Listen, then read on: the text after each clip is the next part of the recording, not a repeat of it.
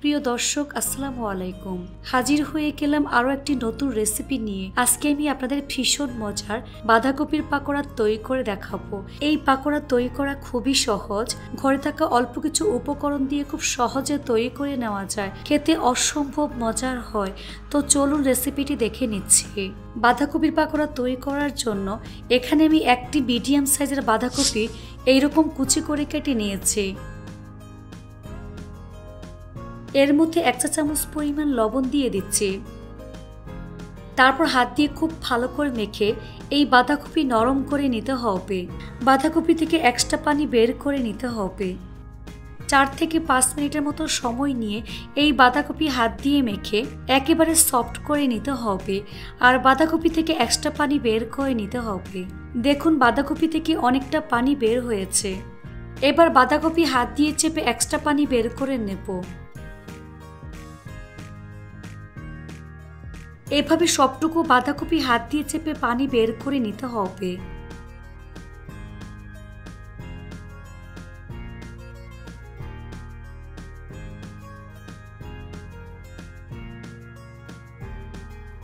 এবারে পানিটা আমি ফেলে দিচ্ছি। দেখুন কতটা ঝরঝরে করে নিয়েছি। এতে করে বাঁধাকপি অনেক বেশি ক্রিস্পি হবে। তারপর দিয়ে দিচ্ছি স্বাদ মতো লবণ, 1 চা চামচ পরিমাণ মরিচের গুঁড়া, হাফ চা চামচ পরিমাণ হলুদের গুঁড়া, 1 চা চামচ পরিমাণ ভাজা জিরার গুঁড়া, 3 থেকে 4টি কাঁচামরিচ কুচি দিয়ে দিচ্ছি। এখানে আমি কাঁচামরিচ বেশি ব্যবহার করেছি। 1 কাপ পরিমাণ ধনিয়া পাতা কুচি অ্যাড করে দিলাম। দিয়ে দিচ্ছি 1 কাপ পরিমাণ পেঁয়াজ কুচি। এবার পেঁয়াজটাকে খুব ভালো করে মেখে নরম করে নেব।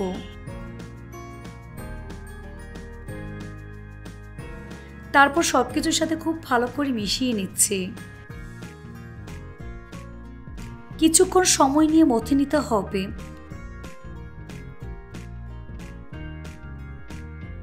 বেশ কিছুক্ষণ সময় নিয়ে মেখে নিয়েছি। এবার এর মধ্যে একটি ডিম দিয়ে দিচ্ছি। সাথে হাফ কাপ পরিমাণ বেসন, হাফ কাপ পরিমাণ চালের গুঁড়া দিয়ে দিলাম। তারপর সবকিছু খুব ভালো করে মিশিয়ে আঠালো একটি মিশ্রণ আমি তৈরি করে নেব।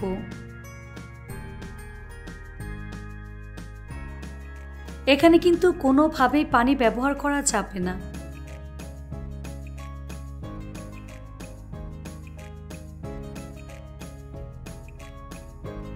মাখানো হয়ে গিয়েছে। এবার এখান থেকে পরিমাণ মতো মিশ্রণ নিয়ে পাকোড়ার মতো শেপ দিয়ে দিচ্ছি।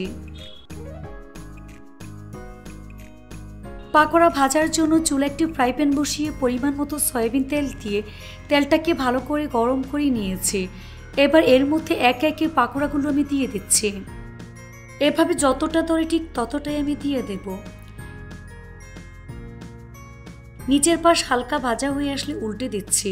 চুলার আঁচ মিডিয়ামে রেখে এই পাকোড়া ভাজতে হবে। বেশি জোরে আছে পাকোড়া কিন্তু ভাজা যাবে না, তাহলে উপরে কালার চলে আসলেও ভেতরটা কাঁচা থেকে যাবে। এভাবে কিছুক্ষণ পর পর উল্টে পাল্টে গোল্ডেন ব্রাউন কালার এবং ক্রিস্পি করে ভেজে নিতে হবে।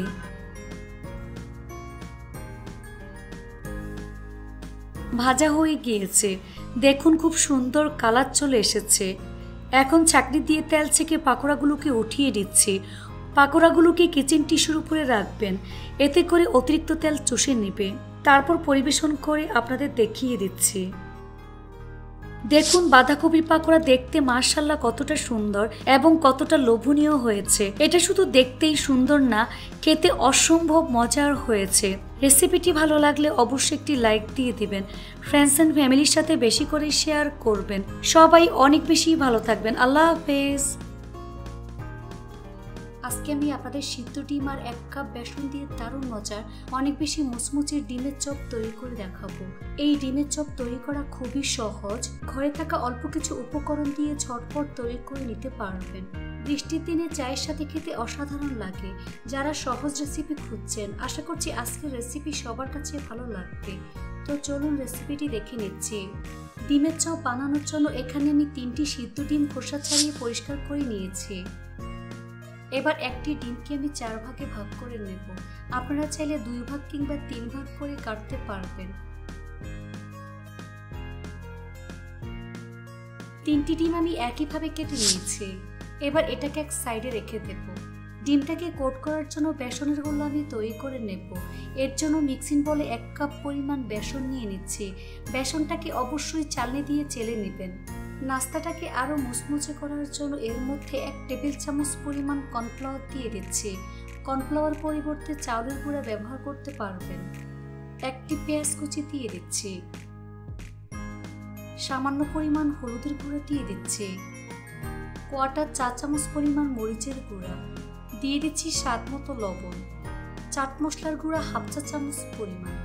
এবার 1/2 চা চামচ পরিমাণ আদা রসুন বাটা অ্যাড করে দিচ্ছি। 1 টেবিল চামচ পরিমাণ ধনিয়া পাতা কুচি।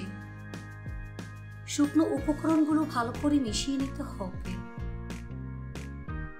এবার এর মধ্যে অল্প অল্প করে পানি অ্যাড করে মিডিয়াম ঘনত্বের একটি ব্যাটার আমি তৈরি করে নেব। তবে খুব বেশি পাতলা করে ফেলা যাবে না, আবার অনেক বেশি ঘন করে ফেলা যাবে না। হ্যান্ড বিটার দিয়ে খুব ভালো করে বিট করে নিতে হবে, যাতে করে এর মধ্যে কোনো প্রকার লাম্পস না থাকে।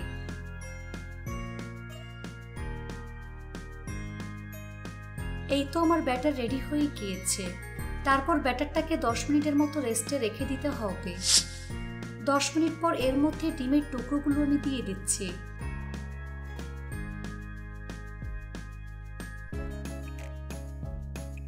নাস্তা ভাজার জন্য চুলায় একটি ফ্রাই প্যান বসিয়ে পরিমাণ মতো সয়াবিন তেল দিয়ে তেলটাকে ভালো করে গরম করে নিয়েছি।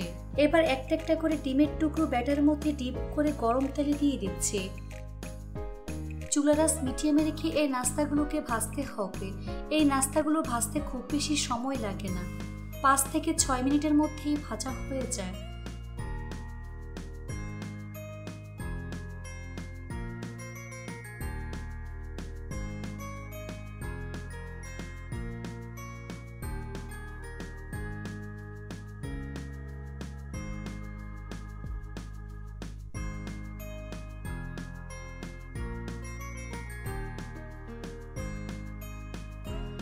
এক পাশ হালকা ভাজা হয়ে আসলে উল্টে দিচ্ছি।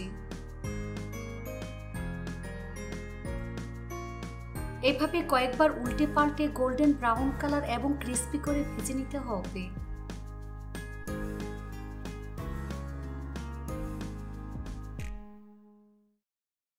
এই তো নাস্তাগুলো ভাজা হয়ে গিয়েছে। দেখুন খুব সুন্দর কালার চলে এসেছে। এবার ছাঁকনি দিয়ে তেল ছেঁকে নাস্তার প্লেটে তুলে নিচ্ছে। তেল ভালো করে ঝরিয়ে নিতে হবে।